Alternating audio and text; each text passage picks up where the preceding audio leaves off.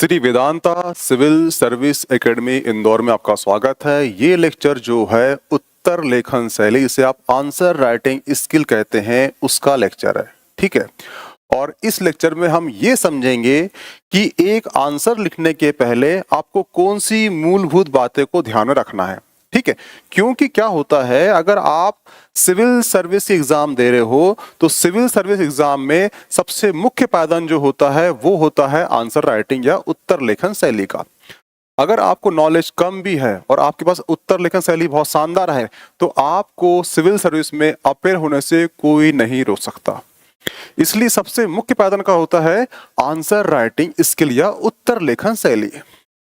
तो आज हम ये समझेंगे कि उत्तर लेखन शैली के लिए सबसे आरंभ हमें क्या क्या करना चाहिए, क्योंकि यही पता नहीं होता। इसलिए मैंने एक सिनॉप्सिस बनाया है पीपीटी, उसके अंतर्गत मैंने वो पॉइंट इंक्लूड करा है कि एक आंसर लिखने की शुरुआत कैसी होना चाहिए। ठीक है, तो सबसे पहले विचार कीजिए। आपने एक वाक्य सुना होगा, युद्ध का आरंभ मनुष्य के मस्तिष्क से होता है। युद्ध का आरंभ मनुष्य के मस्तिष्क से होता है और ये वाक्य लिखा है अथर्ववेद में। उसी प्रकार आपको एक आंसर लिखने के पहले आपको विचार करना है, कहां पर? मस्तिष्क में। विचार करने के पश्चात आपको प्रश्न लेना है। प्रश्न कौन सा लेना है? अगर आप तैयारी कर रहे हैं यूपीएससी की तो यूपीएससी का प्रश्न लो। अगर आप तैयारी कर रहे हो पीएससी की तो पीएससी का प्रश्न लो। ठीक है, परंतु ध्यान रखना, इसमें जो प्रश्न ले रहे हो वो प्रश्न कैसा हो? स्टार्टिंग में वो प्रश्न हो सरल हो। हुआ क्लियर? ठीक है, और दूसरी बात ध्यान रखना है कि प्रश्न सरल भी हो और आपको समझ आए। ये आपका पहली स्टेप होना चाहिए। प्रश्न सरल हो और आपको समझ में आना चाहिए। ठीक है, उसके पश्चात जो प्रश्न के अकॉर्डिंग आपको तथ्य जुटाना है।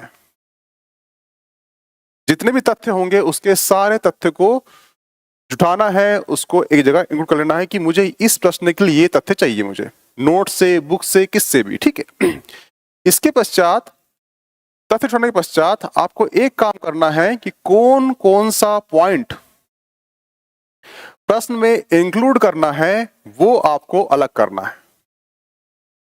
जब आपने पूरा पार्ट पढ़ लिए, तथ्य पढ़ लिए, उस तथ्य में छांटना है कि कौन कौन सा पॉइंट इस प्रश्न के लिए मुझे महत्वपूर्ण लग रहे हैं, उस पॉइंट को अलग कर लिए।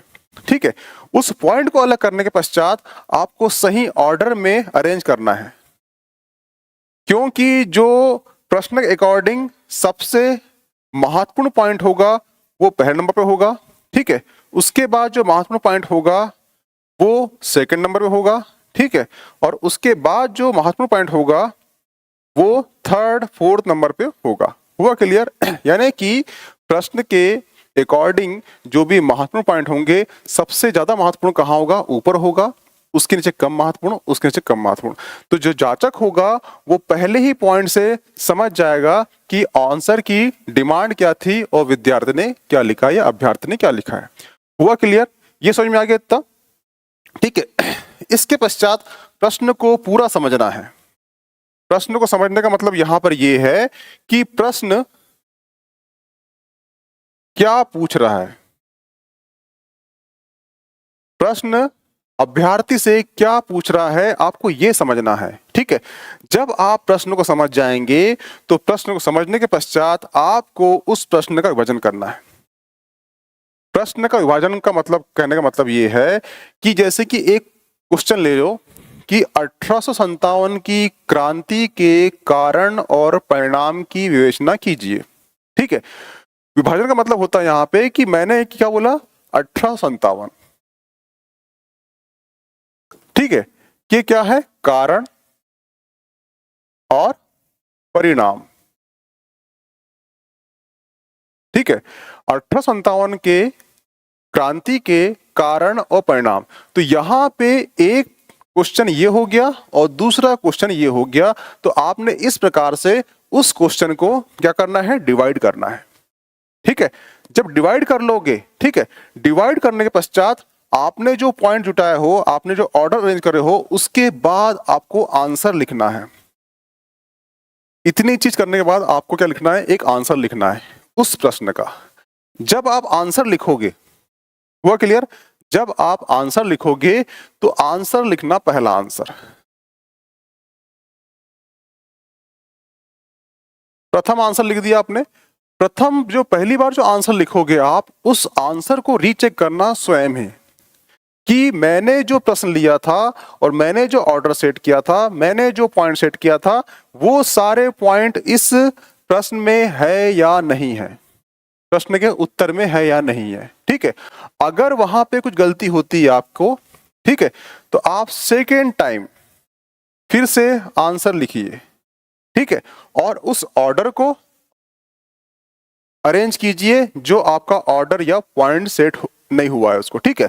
फिर आप फिर रीचेक करिए और आपको थर्ड बार आंसर लिखना है, और जितनी भी गलती होगी वो ऑर्डर की हो या फिर पॉइंट की हो, ये सभी जो पॉइंट है उसमें इंक्लूड होना चाहिए। इस प्रकार से आप 3 स्टेप में उसे लिखना, ठीक है। और अभी जब आप इस आंसर लिखते हो तो इसमें जो है शब्द प्लस समय, इन दोनों की सीमाओं का ध्यान नहीं रखना है।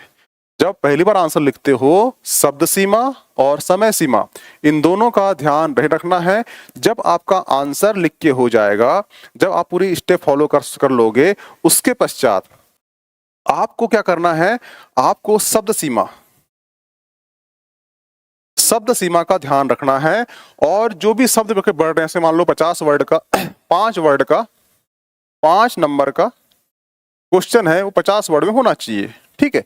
तो आपका भी 100 हो रहा होगा, 70 हो रहा होगा, 80 हो रहा होगा, होने दो, कोई दिक्कत नहीं है, ठीक है। इसके पश्चात जब ये पूरा ऑर्डर अरेंज कर लियो आपने, ठीक है, आप फिर करना कि जो भी उसमें एडिटिंग करना, एडिटिंग कैसे करना कि उसमें जो भी शब्द सीमा है उसको कम करना, ये कौन से शब्द को, कौन से वाक्य को हम कम कर सकते हैं, ठीक है। तो इस प्रकार से आपकी जो शब्द सीमा है वो 50 या 60 वर्डों की हो जाएगी। 50 या 60 शब्दों में आपने एक आंसर लिख लिया। उस आंसर को फिर आप अपने समय गिनना,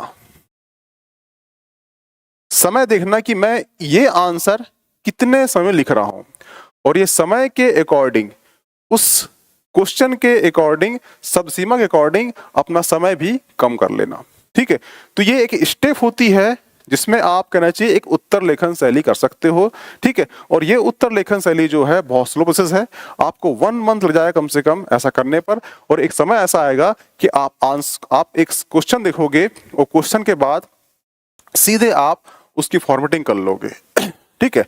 और एक स्टेप ऐसी आएगी आपकी कि आप क्वेश्चन देखोगे और मन में ही फॉर्मेटिंग कर लोगे, और फॉर्मेटिंग करने के पश्चात उस आंसर को एग्जाम में जैसे का तैसा लिख के आ जाओगे। परंतु आपको स्टार्टिंग यहां से करना है, हुआ क्लियर? ठीक है।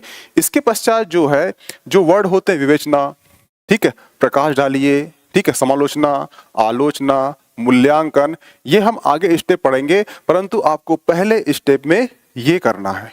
हुआ क्लियर? ये भी पार्ट 1 था, पार्ट 2 भी आएगा, पार्ट 3 भी आएगा। और अभी इस वेदांता से ज्यादा कहना चाहिए, जो आंसर राइटिंग जो होता है उसके लिए प्रोग्राम लाया जाएगा, उसमें जितने भी यूनिट है उसके 3 मार्कर, 5 मार्कर और 11 मार्कर लाया जाएगा, ठीक है।